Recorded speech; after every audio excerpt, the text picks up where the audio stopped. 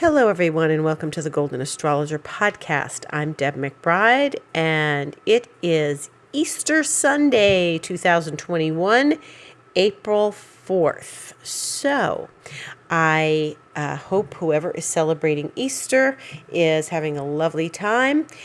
Here in Costa Rica, it has been a beautiful day. We had lots of Easter celebrations. Yesterday we had a dinner, and today the children got to do their chocolate bunny hunt, chocolate Easter egg hunt, all over the garden, and some kids came, and it was a very pleasant afternoon. So it was a very lovely Easter weekend here in Costa Rica, and I hope yours was as lovely as well if you were celebrating. And one of the things that is important right now and is very interesting right now is we've been watching the planets sort of march together through the zodiac since early in the year. They have, and it's still early in the year, frankly, but since early in the year, they've been clustered together. They were together a bit in Capricorn, but really clustered quite a bit in Aquarius. And then so much so in Aquarius that it was really intense. Like there were like 5 planets in Aquarius at one point, and it was sometimes 6 with the moon. And then they marched on into Pisces. And now they've marched on into Aries. And yesterday, Mercury went into Aries, as you may have remembered from my last week's podcast. So Mercury, being the planet of communication, has now marched into Aries to join Venus and the Sun and Chiron, the asteroid. I'm going to call him an asteroid, Chiron. And so this is very interesting because we are watching these groups stay close together. Now, the Venus-Mercury connection to the Sun is always very close. So they are always either in the same sign as the Sun or before the sign before, the sign after, because they always travel close to the Sun. However, it seems that every time the Sun changes signs, these guys come in too, Mercury and Venus, and there's always another heavenly body in the sign with them. So in Aquarius, we had Jupiter and Saturn. In Pisces, we had Neptune. Back in Capricorn, we had Pluto. And now we have Chiron. And then Taurus, there's Uranus. Okay? And then once we get to the North Node, then it's Gemini. And there's been something in every sign to go along with the whole Venus, Mercury, Jupiter arrangement. Venus, Mercury, Sun arrangement. Jupiter is staying in Aquarius. Anyway, so this little arrangement, it was intense when Jupiter and Saturn were part of the arrangement when everything was in Aquarius. And then the Sun moved out and went to Pisces, and we got some relief. The Sun heats things up. Okay? The Sun always heats things up. And it is good. It is the life force, but it does heat things up. And whenever the Sun highlights something, as we have been experiencing all year, we watch the Sun, sort of heat up whatever planet is already there. So it was with Neptune, and now it's been with Chiron. And I think that a lot of us had to address our wounds, as I talked about last week, especially during the full moon. And we had to address our wounds, and, I'm not exempt. I had to address my wounds too. And the Sun and Venus have remained close together, which I think is very interesting. They are very close together, and they continue to be close together. And interesting, what we have in astrology is a term for that. Whenever a planet is very close to the Sun, and it's usually between, maybe I think 8 degrees as far out as it goes, but Venus and the Sun are 2 degrees apart. This is what is known as combust, okay? Combust means that the planet that is next to the Sun is in the heat of the Sun, okay? So I said the Sun heats things up. And Venus is being heated up by the Sun for all week. It's been heated up by the Sun, and it continues to be hot with the Sun. So this is in the sign of Aries. And Aries is a hot sign anyway because it's fiery. It's the first sign. It's the fire sign that starts the zodiac, and it is ruled by Mars. And what makes this so interesting is that it's fiery sign. The Sun is exalted It likes being in Aries. And this week, later this week, we will see that the sun will reach 19 degrees of Aries. Right now it's 15, so in like 4 days or so, like usually around April 9th, the sun reaches its point of exaltation. And 19 degrees of Aries is where it is exalted. So it's a powerful day. So this week, Friday's a powerful day, but we'll get into that for other reasons. So what happens when a planet is combust? It means that the energy surrounding the planet is in the heat, and it turns up the volume on that planet's energy, and it sort of gets swallowed up by the heat of the sun and by the fire. And imagine living in the heat of the sun. You'd be burned to a crisp, right? So imagine a planet close to the sun in this way is what we call combust, because it's under that combustion, under that heat. And so things are a little exaggerated when we have the heat of the sun on a planet such as Venus. So Venus does not love being in Aries. She likes being in the opposite sign of Libra. But since she's in Aries, she's a bit of a spitfire right now, especially in the heat of the sun. And one of the things that I think is vital and important and came to me today on a number of occasions in the last couple of days is that when we pay attention to the sun, okay, of course, people know their sun sign. I always say everybody knows their sun sign. But you are dealing right now in this last week with a whole lot of Venus and the sun together in Aries. Aries is about the self. Aries is about self-knowledge. Aries is about stepping forward and initiating and being in the process of selfhood, and the part of us that gets to know ourself, and the sun being there, the life force of self, of feeling, connected to one's self. What does that mean? That means that we're not looking at everybody outside. We got to focus our intentions and our energy in our own direction and our own actions. And sometimes that means that we need to be very, very aware and self-aware to how we act, behave, take care of ourselves. And Venus is the planet of love, and Venus is the planet of beauty, and Venus is the planet of aesthetic, and it's also money.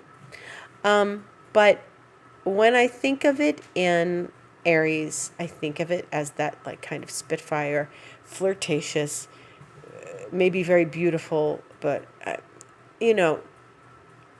on some level a little flawed, because Venus does like to be in the opposite sign of Libra. But I always go back to, and I've said this before on this podcast, two of the most major Hollywood sex symbols of the 20th century were born with Venus in Aries, and that is Elizabeth Taylor and Marilyn Monroe. Neither of them had smooth love lives, as we know, and Elizabeth Taylor's love life was splashed across tabloids for decades.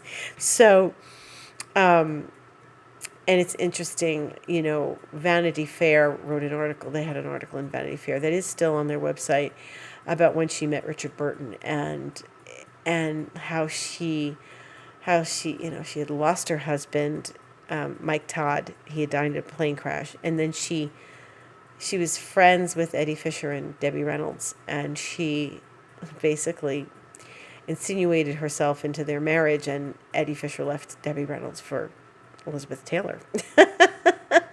And then she, in turn, left Eddie Fisher for Richard Burton when she met him. and so, these wild, crazy Hollywood, life-wrecking romances and heated marriages and affairs, that's Venus in Aries. And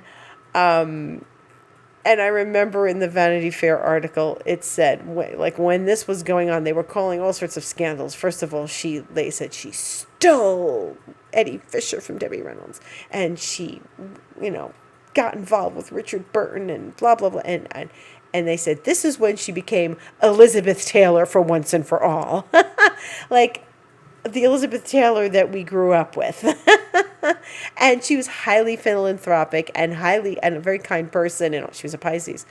But the love life stuff was interesting and heated, and what she called le scandale when she was seeing Richard Burton. But undoubtedly she was very passionate, and she was obviously very beautiful, but she was, that was that Venus and Aries, man. Like, it's fascinating. And off the top of my head, I don't remember what her aspects were, but it's fascinating to watch it in action like that. So, so she's a really good example of having Venus and Aries. Now, with the Sun and Venus so close together, and she did not have them combust because she was a Pisces, so it was a different sign. When the Sun and Venus are so close together, I think that they are indicating to us that we need to pay attention to how we love and honor ourselves.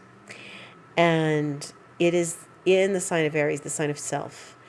And so expression of self, self-aesthetic, but really also the beauty of self, and finding your beauty in yourself is very important right now. And looking at yourself in the mirror and knowing you love yourself. And self-love, I mean, it sounds corny, it sounds goofy to like look in the mirror and say, I love you, I love myself, but it is vital to our lives that we love ourselves. Because if we don't love ourselves, well, then first of all, these are the people that are going to come to me and cry that they don't have a love life. Well, do you love yourself? And, these are things that we all need to address. How much do you love yourself? And putting yourself in a way like asking yourself for things and taking good care of yourself, making sure you get enough rest, making sure you get enough self-nurturing, self-care, making sure that you are not eating and working at the same time. All of these little nuances are important for self-love. It's hard sometimes to not eat and work at the same time. It's hard to, I remember growing up and eating and watching TV. and this was, something we did. But, one of my friends here said to me recently, eating is sacred. Oh, no, finish your meal. Eating is sacred. Get back to me when you're done. Eating is sacred. So this is one of the little nuances in our life that we need to pay attention to. What we're feeding ourselves and how we're feeding ourselves on all levels. So if the news is hurting you, don't watch it, or limit the time that you are viewing it. If you are being fed information from the internet that does not necessarily agree with you and it upsets you, do not digest that. Go away from it. Do not allow it in. And if there are people in your life who are complicated or make your life complicated or not kind in some way, then you must connect with that part of yourself that has attracted this kind of person into your life. Understand it and try to limit your exposure if you can, or don't have the person in your life. If people are not kind to you, it is a reflection of self, okay? And it's always important to reflect on self and how, what you may or may not be giving yourself in your life. And I don't mean a fancy car. I don't mean, fancy jewelry. If that works for you, great. And it's important to nurture oneself and give oneself the place to express and care for the self. And so if it means that you have to shut off your phone for like an hour a day just to get some peace and process, then do that. And stay off technology, then do that. If it means you need to take a hot bath every night, do that. Whatever it means buying your favorite piece of fruit a few times a week, do that. I'm saying fruit because it's healthy, as opposed to, I would say food, but that could mean that you're buying like junk food. Oh, I want these chips that are really, really got lots of chemicals on them. The thing that's important is that we nurture ourselves and take care of ourselves, especially when we have a Sun Venus going on. Now, one of the things that's going to happen a week from today is we are going to have an Aries new moon. So this is powerful because the moon is going to be at 22 and a half or so Aries. And it's going to occur in the evening of the 11th, if you're on the Eastern time zone. And it's going to be something that is important for a variety of reasons.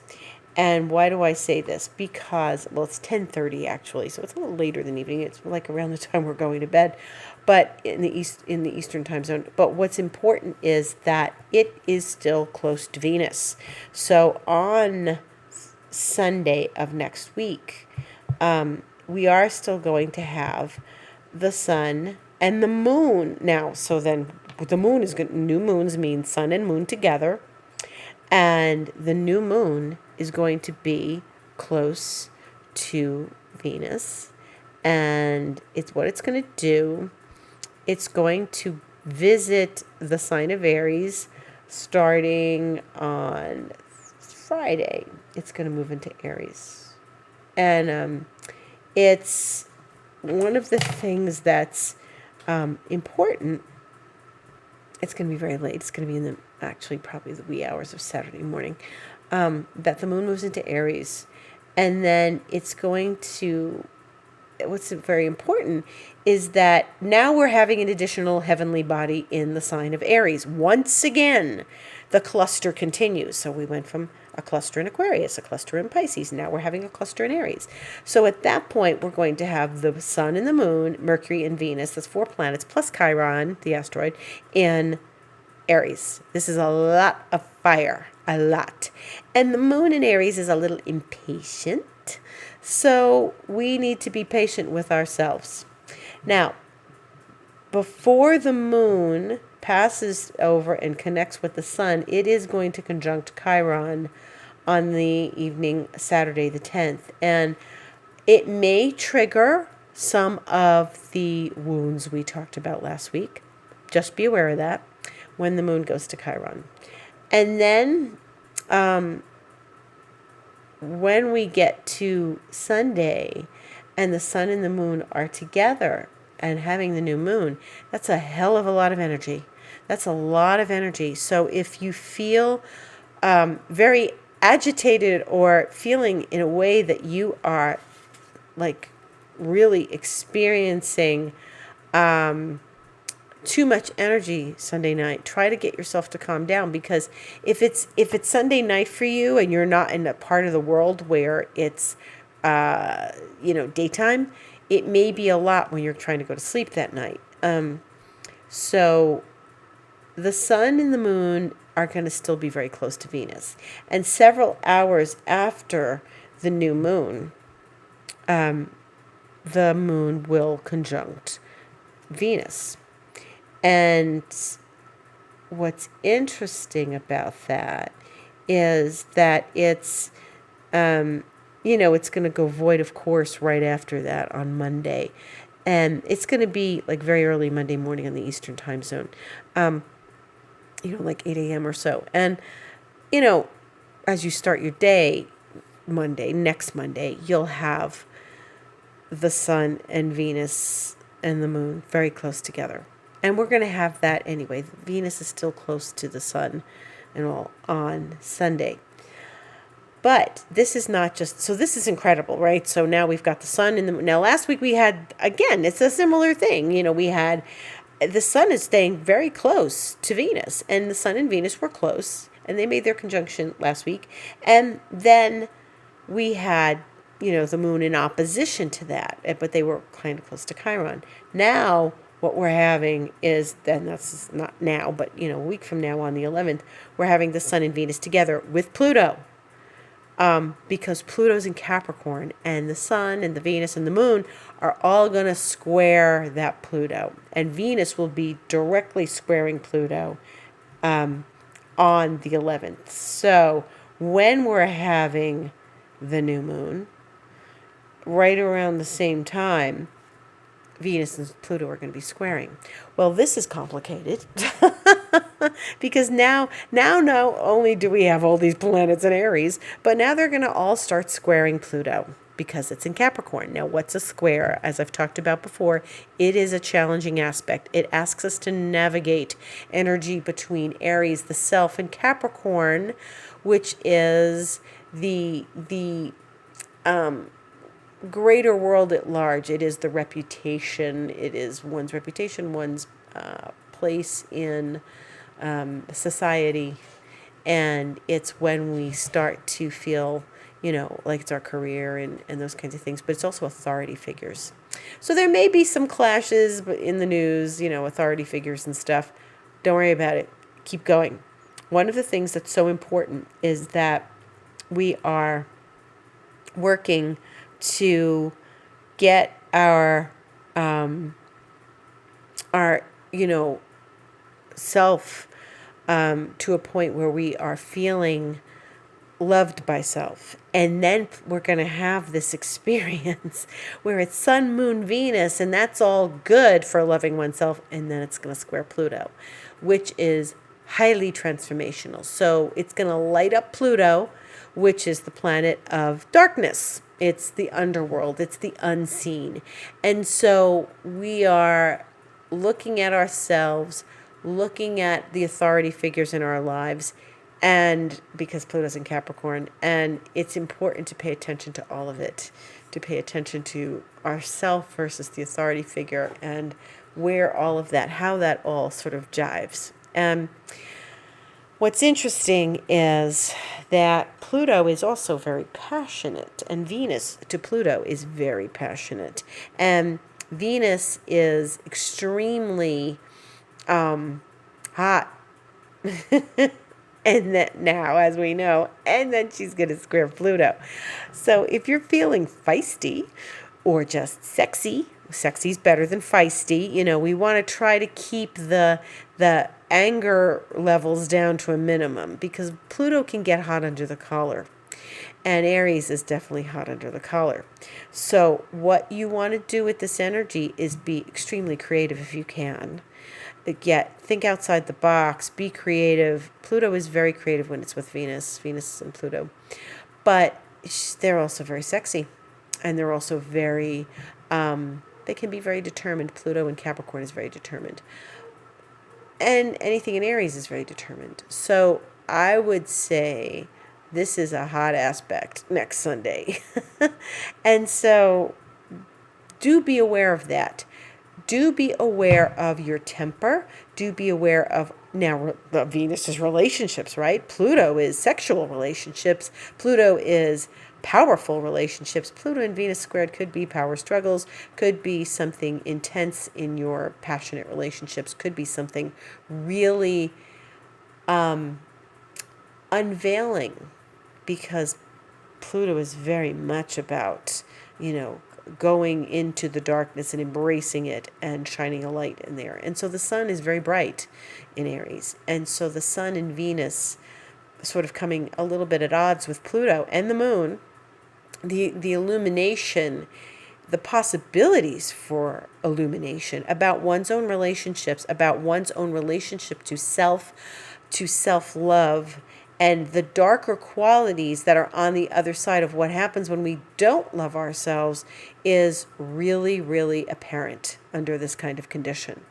So I want everybody to be extremely conscious and extremely self-aware and be sort of well educated in how, and I mean that in the consciousness sense, in how you handle other people and versus yourself. So if you feel like you're being particularly difficult with others, it's meaning that on some level you're treating yourself that way because you come first. It's always coming. And if you're judgmental of others, or if you are aggravated with others, as often is the case with Aries, then what you want to look at is where you're aggravated with yourself, where you're judgmental of self. All of it points a finger back to you. And so the thing you want to be aware of is the transformation that you can achieve next week by being highly conscious and self-aware of how you treat yourself, how you love yourself, and how you sort of operate that and how you walk in the world that way. Who are you in the world when you're walking down the street? Are you conscious of these things, or is your head in 10 directions? I got to get here. I got to get to the bank. Then I got to, go here. I got to the supermarket, blah, blah, blah. What you want to do is be in that space and carrying it with you in your gut always. In the space of self-love, in the space of self-nurturance, and be highly consciously aware of when it's switched on and when you're tuned out. Because tuning out to that, especially with a square to Pluto, often trips us up. So that's something that is very important for each of us, all of us, to be aware of next weekend. And if you have a partner, don't start a fight. Don't let them trigger you to start a fight. And be loving and passionate and sexy and all those good things.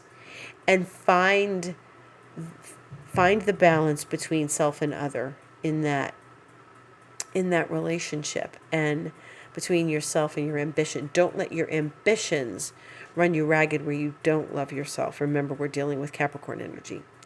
So be keenly aware of what you are, the vibe you're sending out there to, because that's the vibe you are, how you're treating yourself. So Friday is another big day because we have lots of stuff going on. So as I said, the sun is exalted in Aries, and it will be exalted right then and there on Friday the 9th. And what else happens that day? Well, Mars in its Gemini transit is squaring Neptune. This is an interesting and a little bit tricky aspect because Mars is in Gemini of two minds and wants to do lots of things and be flexible and have lots of options. And Neptune is the planet of the veil, the confusion, the place where we don't see clearly, the unseen versus the seen. And we may be trying to, Mars, be seen in some way, and then we just feel very, very distracted from that, or unseen in some way. And Mars going to Neptune in a square is very interesting.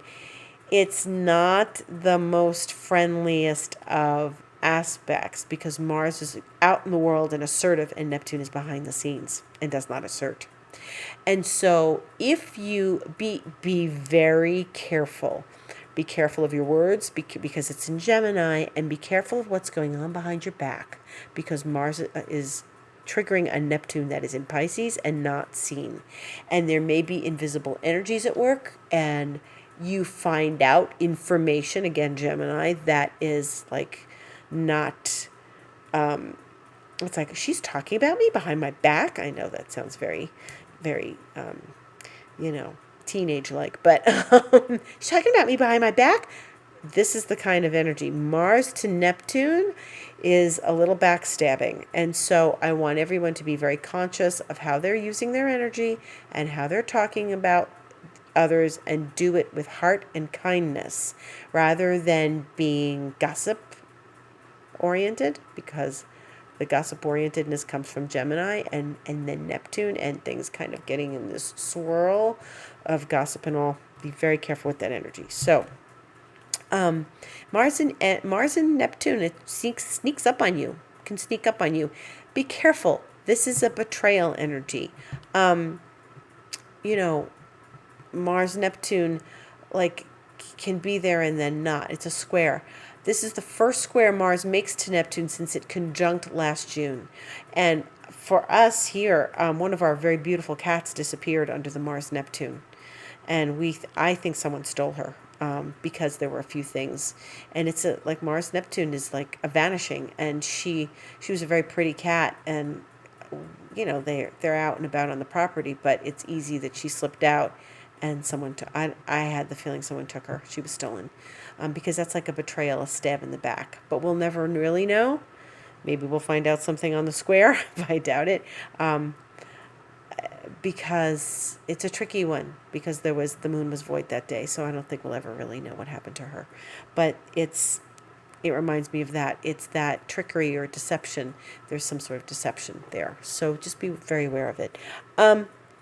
Then there is, the same day, there's Mercury on Chiron. Again, choose your words kindly. Be careful. This is all the 9th. The sun is powerful that day. The moon will go into Aries like late that night. And, we've got a couple of sticky things. Mars, Neptune is sticky, and Mercury to Chiron. So if words, this is a perfect setup for she's talking about me behind my back and I feel wounded. Okay? She said that about me? He said that about me? Oh my God. Now, this is where our heads have to be at on Friday. Be very careful. Do not lose your temper. And maybe it will come and go and nothing will happen. But maybe you have this arrangement in your chart somewhere. And if you do, it's possible that you feel triggered by it. So I want you to be very aware of how you use your words. Be kind, be thoughtful, be conscious, especially with yourself. Remember, some of this is happening in Aries. That would be the Mercury to Chiron in Aries. Be kind to the way you talk to yourself. Listen to how you speak to yourself, okay? If you say, I do this all the time. I'm so fed up with myself. Not good words, okay? Not. In the meantime, the moon is in Capricorn. It's going to meet Pluto later today. And then on Monday, tomorrow, it will enter Aquarius. And once it enters Aquarius, you know what that means, right? It's going to meet up with Jupiter and Saturn. That won't happen tomorrow, Monday. That will happen over the course of Tuesday and Wednesday. So what we're dealing with Monday the 5th is the end of the moon in Capricorn. By the time, you get up on the East Coast tomorrow, and we all get up, where I get up tomorrow morning, where I am, the moon will be in Aquarius.